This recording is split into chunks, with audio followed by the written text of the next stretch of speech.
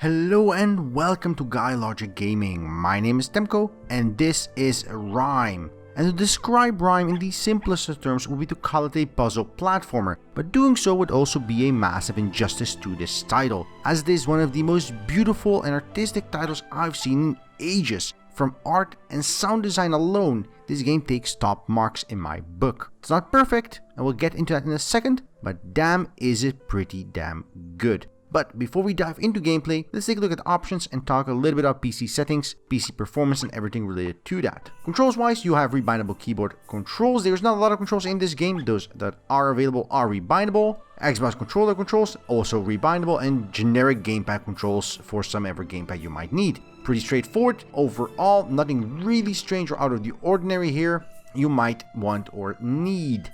Graphics wise, there is a basic setup and an advanced setup. The advanced setup isn't even that impressively advanced. It just adds screen resolution scaling, which is something more games have been doing lately, which is fantastic. It allows you to set frame rate at lock of 30 or 60, and anisotrophy to whatever you deem it fit. Bloom, depth of field, motion blur, and water distillation. Pretty straightforward, advanced settings, nothing really out of the ordinary here, especially as the basic settings already have VSync, AA, it even explains what kind of AA what it does, and then texture and shadow quality. It doesn't have anything like colorblind mode, which would benefit the game some, but because of the way the art style is made, it might actually impact the gameplay experience more than it would be worthwhile to implement a colorblind mode. So that is a bit of a weird situation in this particular title. Other than that, nothing really strange or out of the ordinary outside of being able to use the display on whichever side you want it on if you have multiple displays. Something not enough games do in my opinion, but is very, very welcome. So that said, performance. Before we dive into the audio, performance. This game's performance on PC is a mess. It's not bad in all situations, but some people are reporting that have high-end 1080 Ti's and have high-end graphics like that are reporting barely being able to scrape together 30 to 40 FPS, while other players like myself who have a much lower-end graphics card compared to a 1080 Ti are running smooth 60 at all times. I've seen people with a 980 say they have 60 and a 980 Ti say they have 40. It's a really weird mess, and there's some weird incompatibility going on here with graphics cards and overall frame rate. So if you are one of those unlucky people that are reporting massive issues with their performance in terms of rendering, I suggest refunding the title and see for a couple of fixes. If you're not, sit back and enjoy. Then audio. Well, music and sound. That's really it. There's no dialogue in the game, as in spoken dialogue. So that's pretty straightforward, no slider for that needed. It's a bit of a shame there's no master volume slider, but with 2 sliders that is not the end of the world. So that concludes the options menu and our little informational about the performance. Now there is an extra tab and there is a stage selects. I'm not going to touch those because they will spoil the story. Not the greatest way of doing things, but just seeing those you will know exactly what is going on in this game, and that will definitely spoil the experience. As it stands, I'm going to just press new game, load up a new game for you, and show you the first 10 or 15 minutes of the game. So let's go ahead and do that and talk all about the good stuff. As we dive into gameplay, the first thing you'll notice is the art style and overall world building of the title, and that is one of the things I'm gonna praise to high heaven until the ends of time. This game has such a beautiful and fitting art style with softer color and palettes, not that are muted, not grayed out, not piss filtered over. The bold colors are there, the reds, the greens, they're visible. The soft tones of everything though overwhelm in their own calm nature. Just striding around, looking at the island, looking at the creatures, from the gulls to the crabs to the pigeons to whatever else might be walking around here. You sit back and enjoy the scenery. And whether or not it's a crumbling tower at the edge of a lake, it's a rock outcropping, a grassy field, or a board riding down upon from a hill, everything just feels so nice and well crafted together. Colors overlap smoothly, colors fit well, and are never overly dramatized for any sake. And the colors that are dramatized, the moments that create tension, do so with careful care and very smart use of color schemes. Obviously, tension and art design don't really just only hinge on the actual art. Sound and music are very important to craft this very fine-tuned feeling. that every time your game zooms out and shows you a vista, it shows you that crumbling tower, it shows you that wide open field, and accompanies that with a string of violins and other string instruments. It creates that very important feeling of awe, of enjoyment, of seeing something larger than life. And you're playing as a child, so everything is already larger than life. And even then, in creating that amazing, awe-inspiring feeling is a very difficult thing, and RiME does a tremendously good job at doing so. Now onto gameplay though, this art style has to translate into something that is not just nice to look at, but also enjoyable to experience. We are playing a video game at the end of the day. And the game does so pretty well. It's not perfect, but it's very good. What I'm talking about is that the game is a puzzle platformer, and some of the puzzle platforming parts are a little bit obtuse, and the controls, and especially the cues and clues you might have in the world, don't always make a lot of sense in where you can interact with objects. Some of this is simply due to the fact that the game tries to obfuscate things a little bit. It does have a tendency to either use moon logic or pretty straightforward logic. The puzzles aren't hard in the traditional sense, but they do require you to take a couple of leaps with logic on occasion without any real explanation. But the worst thing about that is that when you're doing a platforming segment and you have to hang off ledges and cliffs and move and jump to rock outcropping, not being certain if the area you want to climb, the place you want to jump to, the spot you want to climb over or go around is even accessible beforehand, does lead to some minor frustration where you spend a minute or two just wandering around left and right, not being certain or sure whether or not you can hang off that ledge or if you will plummet to your death. The game does do a decent job in most situations of conveying the necessary information you need to make these decisions, but there are spots, especially in the mid to late game, where this does not happen due to the way lighting and the way ambience and the various puzzles do work. So this is, in certain scenarios, a bit of a mixed bag. It doesn't take away anything from the overall experience of the game, but it does lead to a few moments of frustration where you just wish the game would just stop being so obtuse and just tell you where you can and can't jump. Now, other than that specific part in terms of its interaction between graphics and mechanics, the game does a fairly good job in pacing as well as overall progression of the game and story. And when I say story, I don't mean there's a finely crafted narrative that rides you through the game and gives you expose at every turn. No, the story is very muted, and there is definitely a story. As you progress to different stages of the game, you learn more, you see these cutscenes, you collect various objects in the game world that give you a little bit more insight into what's going on.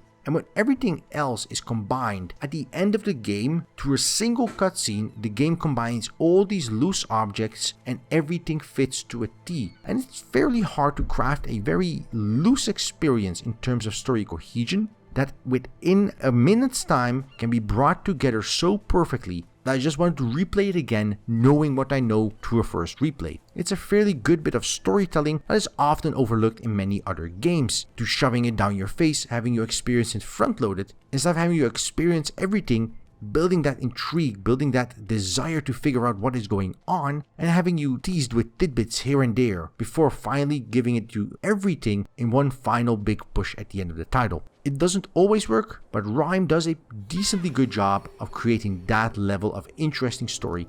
The story though is not offering a lot of replay value, and overall this game doesn't have a lot of replay value. While if you want to 100% the game, there is collectibles and story bits you can find and little objects you can seek and obviously achievements you can run, the entire story, once played through, is fairly complete. You're not gonna get a different ending, you're not gonna find a different bit of content, there is no challenge modes or anything of the sort. The game is as the game is, and once you finish it, that's pretty much going to be it. In my opinion, that's not a bad thing. Some games, and RiME is included in that list, deserve to be played once and then put down as a fond experience. I have that with Abzu, I've had that with Brothers, A Tale of Two Sons. Finish the game, set it down, and have enjoyed that experience. It's complete, there is no need to stretch it out, no need to annoy me with busy work on the side. But obviously your mileage may vary. I'm moving away from those two things is a third very important component to RiME, and that is of course the puzzles.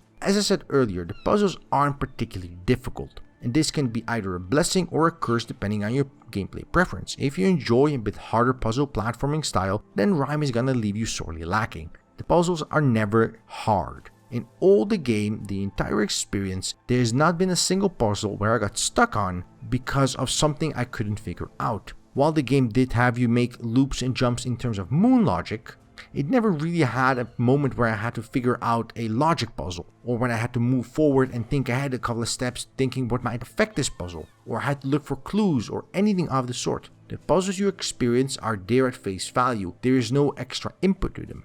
Every puzzle there, even if it uses the game's founded moon logic, is still internally consistent. And the vast majority of puzzles are so simple, they're not even a stumbling block. You don't have the expectation that you'll be spending there 10, 20, 30 minutes figuring out what is going on. No, they're there to sort of be a bit of a challenge while you experience the world, the story. They serve more as an expose to what is going on with the world, and serve more as an indication of what the story tries to perceive as challenges, but not so much challenges you as a player. And again, if you enjoy that sort of thing, if you enjoy a bit of a lighter side of puzzle platforming, that might be fine. If you enjoy a more harder or more complex level of puzzle platforming, or puzzles in general, this might leave you wanting in that regard. So, having combined an excellent art style, excellent story pacing, excellent story in general, you do need to come to a very important step, which is PC performance. As I said earlier, PC performance has been spotty for some people depending on certain graphics cards,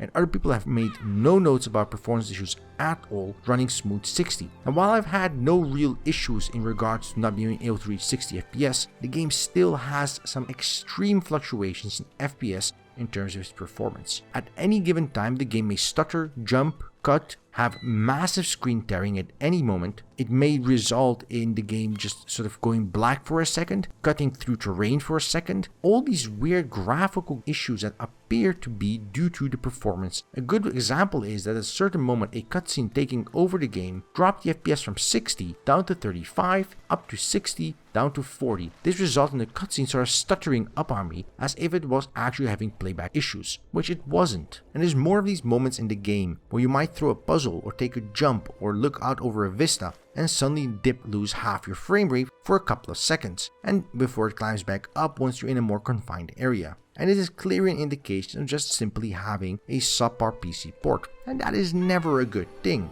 As I mentioned in the PC options segment, the PC build itself isn't that bad. Rebindable keys, decently accessible controls, decently nice range of graphical options with tooltips, with explanations. So overall, the PC build isn't a console build just reused for PC. It's a proper PC build, but it doesn't appear to be that developers have spent the additional extra mile just making sure that it runs on a solid range of PC hardware. So that is a definite negative to the title. And that's definitely also a big shame, because as it stands, RiME does a very good and solid job of being an enjoyable, light-hearted experience that moves you into the story and sort of slowly, bit by bit, showcases the emotions it can evoke and all the little kind of intriguing aspects it showcases throughout the game, with each stage of the game moving away from the light and light-hearted from the first level to very grim and dark and foreboding in the later levels, as it tries to convey a story down the line. A very excellent experience overall. While the game is very enjoyable and I would recommend you check it out for sure, at a game length of about 4 to 6 hours with very limited replay value, a price point of $30 or your regional equivalent might be a little bit on the steep side for some people, and that is fairly understandable. So RiME combines excellent world design, good storytelling, simple but intriguing gameplay mechanics, together with a bit of a shoddy PC performance. Now the game does introduce various mechanics and it does introduce various different things to the game world. It's not a simple puzzle logic game like Witness is. While it still increases complexity of logic puzzles, never really increases the complexity of its mechanics. RiME does definitely increase both mechanical complexity, complexity in art style, and more than everything, it also increases the way it tells its story. As I said earlier, it goes from this very smooth and nice light-hearted experience in a forest at the edge of an island down to very deep, dark and foreboding while you visit crumbled temples with shadow creatures lurking around every corner. And the entire story is driven in part by the excellent sound and art design. And on that note alone, it will be worth checking this title out. If you are interested in RiME, it's available on Steam for $30 or your regional equivalent, which is definitely a bit of a hard pill to swallow for an experience of 4 to 5 hours with limited replay value. Nonetheless, I would hardly recommend you check out RiME.